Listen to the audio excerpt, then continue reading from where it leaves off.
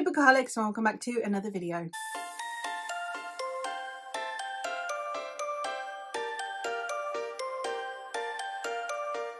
Today we're going to be going through historical fantasy that is non-European centric. I recently did a video, I will leave it linked, where I went through all of the different eras of European history and talked about some historical fantasy books that are set during that time period. I did this because I know the time periods of Europe and I know that they don't always align with the rest of the world, and I thought it would be disingenuous to pretend that books inspired by completely different parts of our world can be easily boxed into European time periods. But I didn't want to not recommend historical fantasy written by authors of color or set in other parts of the world. So I've decided that I have just compiled a list where I'm going to be talking about those today. It's not going to be as thorough on the time periods because it is not history I know as much about, and it would be, I think, erroneous of me to be able to say whether or not these books do a good job of depicting that time period or whether they seem accurate to the vibes or even whether they represent real historical figures in the correct way, because it's not things that I know about. So these are just ones that I'm recommending based on either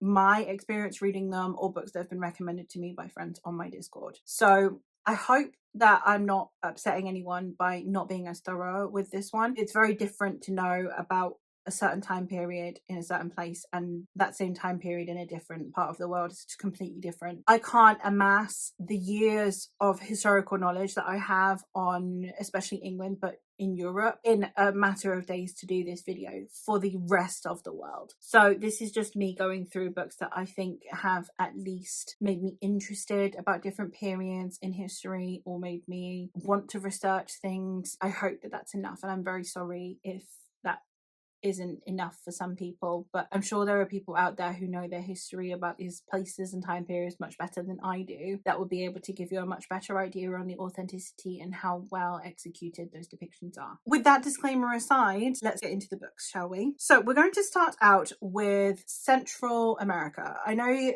that Mexico is for the most part deemed North America.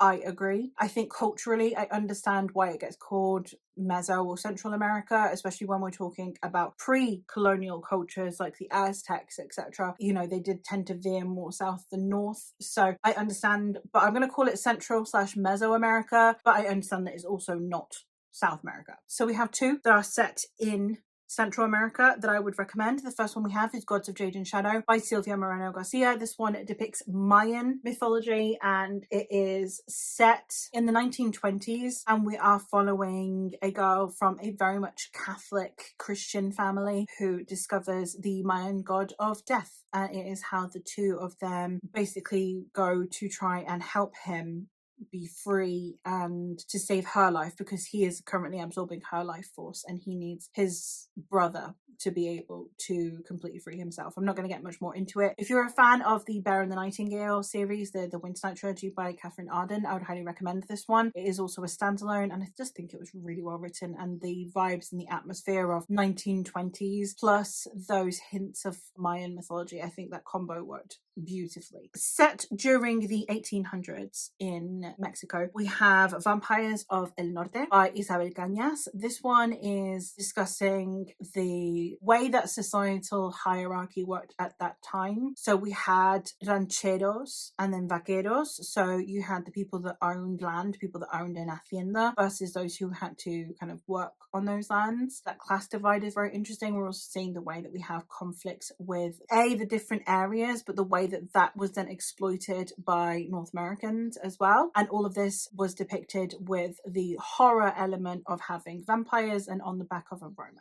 Going upwards towards North America, 10,000 Doors of January by Alex E. Harrow. This one's depicting late 1800s, maybe early 1900s America. I can't remember if we have cars yet or not in this one, but we are very much seeing the way that rich men are wanting to show status symbols. So it's the way they go collect things. And in this case, this man has also collected our protagonist because she looks very exotic. And it shows the way that we have exoticism as a part of early American colonial ideology, very much wanting to look like Britain. in that sense. It's very much wanting to assert itself as a country, and therefore it's trying to, you have these rich men who want antique relics in their houses, and the way that that is depicted is very fascinating. Another one that we have for the 1920s over here is we have A Ballad of Perilous Graves. I've not read this one, but it is like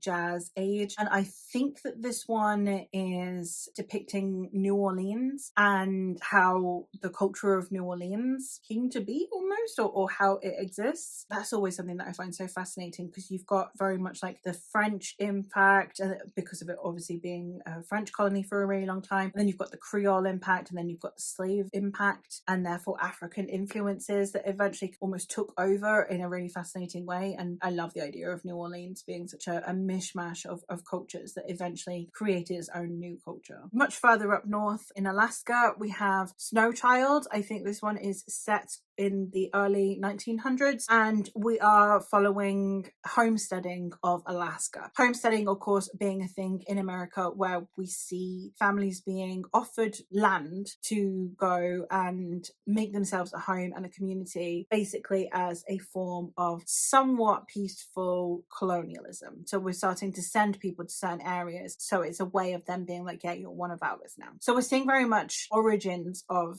homesteading in Alaska, and we're seeing a couple who are very desperately wanting a child and are struggling to do so. And it's a very heartfelt story, and I did really appreciate it. It shows a very interesting time period in Alaska, especially when we're talking about really inhospitable climate that we have in Alaska as well during this time period. Good depiction of what we would expect of that time period. Another one to do with homesteading that we have is Lone Women by Victor LaValle. This one is homesteading out west. It shows a woman who is fleeing out west so she can homestead, and it shows the way that homesteading was used by a lot of people to escape their lot and try at a new life. And it was kind of like a first come first serve vibe as well, so it's just people who are willing to take that risk, but they had to obviously do their own work in terms of setting up a house and setting up enough to live off of and to feed themselves, and it was just how to establish these communities out west. Another one that is set in mostly historical America, although it's also set in the 1970s, is a dual timeline that we have, is Kindred by Octavia E. Butler. This one depicts the slave trade that we see happening. It is very brutal. It's showing a very raw depiction of what you would expect of the slave trade. It shows, I suppose,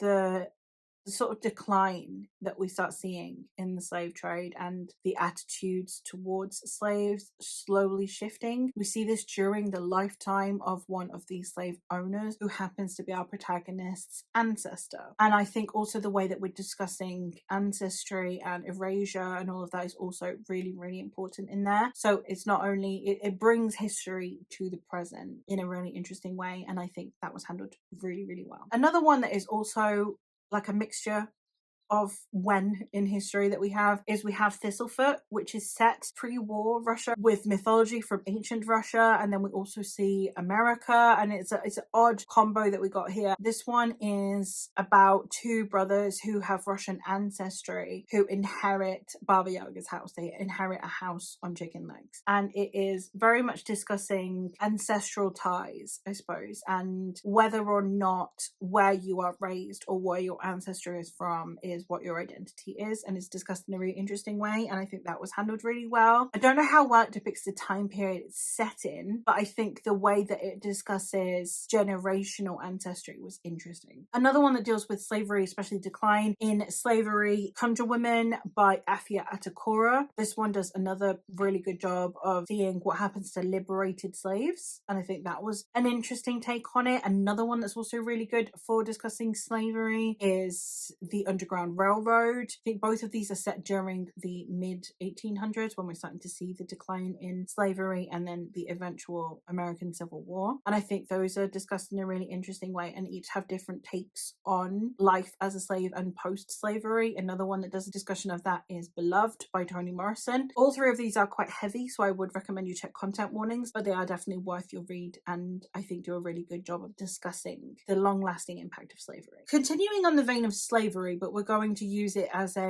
transitional point away from America, is we have She Would Be King. This one has 3 protagonists. One is set in, I think, West Africa, one is following a slave in the Caribbean, and one is following a slave in America. So we're seeing the way that Black people were spread across the globe due to the slave trade, and it discusses that. And the point of the book is actually the creation of Liberia being the first independent Black country harboring freed slaves. If you managed to get to Liberia, you would be kind of granted asylum. It was a very important country in terms of its political commitment to the Black community, and this book does a really good job of depicting that in a really interesting way, both culturally as well as economically. And now that we are in Africa, I have a couple that are set in Africa, that are inspired by Africa, but they're not historical fantasies, they're more inspired by African culture. The first one being Rogba Payne's A Dance of Shadows. This one is set in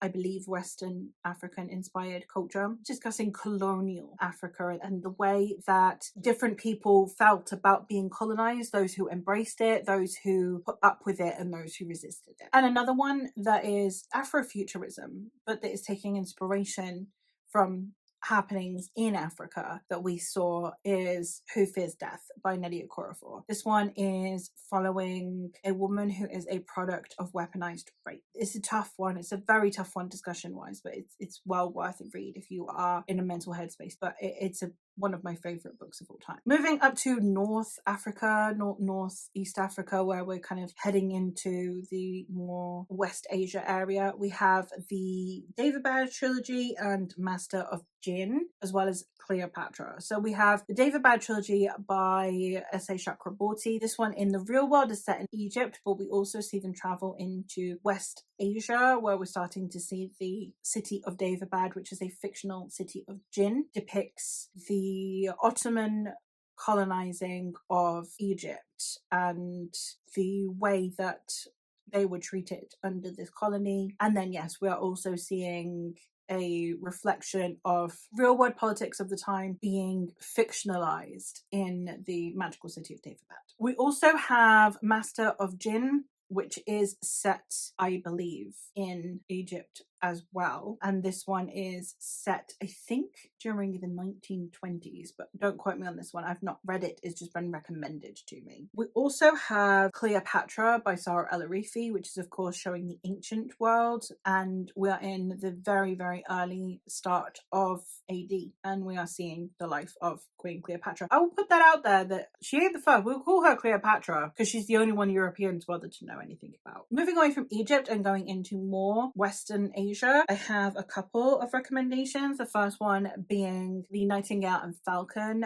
by Stephen Arion. I've not read this, but it is inspired by Persian history, and we are seeing it from the perspective of those who have been colonized under Genghis Khan, I believe, and I think potentially rebellions to eventually liberate Persia from Mongolian rule. And another one that is also set in this area is Vaishnavi Patel's books, mostly Kaikeyi, but also The Goddess of the River. Both of these depicting ancient India, very much like what you see with Greek mythology. Bygone ancient world. There's no real exact dates, I believe, to it. But these are both depicting stories from Hindu mythology, which leads us very nicely finally into East Asia. And in East Asia, I have 3 recommendations that I think are very clearly inspired by specific time periods. The rest I am less sure about. So we have Dandelion Dynasty by Ken Liu, which is, I think, a Game of Thrones style one-to-one of a specific dynasty that we have in China. And I think that aside from the steampunk elements, a lot of it is just very clear references to actual historical events. And you can see that on page. You can see the level of complexities of the politics that are just very clearly inspired by the real world. And while it's not something that I know enough about to be able to comment on, the same way that you can definitely get a feel for the level of grounding that you have in Game of Thrones for its reality, I would say is definitely there in Dandelion Dynasty. One who is inspired by a real world emperor is one that I know a little tiny bit more about, is the She Who Became the Sun series, the Radiant Emperor series. This was an interesting one because there are definitely political happenings that we don't get on page because we are following just 2 or 3 perspectives. You can't have them be everywhere, and obviously during this time period so much is happening all over China that you can't have all of the characters in all places at the same time without it feeling ridiculous, like as though they can just teleport. So it was really interesting to see what the author decided to focus on historically, but this is very much, I think, a one-to-one of history but with some magic in there. And the very last one that I have to talk about today, again, these are just ones that I have more of an idea that they are based on history. The others, it's like I don't know how prominent an influence they have. This is one that I know has very clear inspirations from history, and that is The Poppy War by R.F. Kuang. This one is very much set around World War II. It's shown in a fantastical setting, but we see the way that China is colonized, we see the rape of Nanjing, we see what happens in World War II regarding warfare and the violence of it and the type of violence. It's done in a really interesting way because it's done with magic instead of artillery, but it's still the type of politics and the way that the politics is so divisive, the class systems, all of that is very clear parallels to World War II that happened in China. And it's really interesting to get this perspective of China because we normally don't bother. We normally just think of World War II. When we're Europeans, we normally just focus on, oh, Europe and America, and don't really focus on the fact that Asia had a huge hand in what was going on during this time period and the repercussions that a lot of Asian cultures ended up suffering from World War II. So I'm really glad that R.F. Kuang decided to bring that to the forefront and make it more mainstream. But there you have it. Those are some of the non-European historical fantasies that are inspired by our real world history. As I said, definitely not as thorough or as in-depth as my European one. Learning an entire country's history can take a really, really long time. And I would say, especially in cultures where so much of it has been erased by colonialism, piecing it all back together is very complex. It would take me years to be able to be as thorough in my knowledge as I am in European cultures, which is really sad. But it is, again, these books are helping me want to learn those things. So I am learning so much more about history from these books, which is almost what they're trying to accomplish. So they're doing what they set out to do, and I'm really glad that I've read them and I've learned things from them, and that the fiction has then inspired me to research the fact. So that's all from me for today. Let me know if you have any recommendations for me based on my liking of these books and ones that you think have very clear historical representation in it, or ones that it's not obvious, but if you know your shit, then it's like, well, yeah, no, this is clearly a one-to-one. Let me know. But that is all from me for today. So thank you ever so much for watching, and I will hopefully catch you in another one soon. Bye.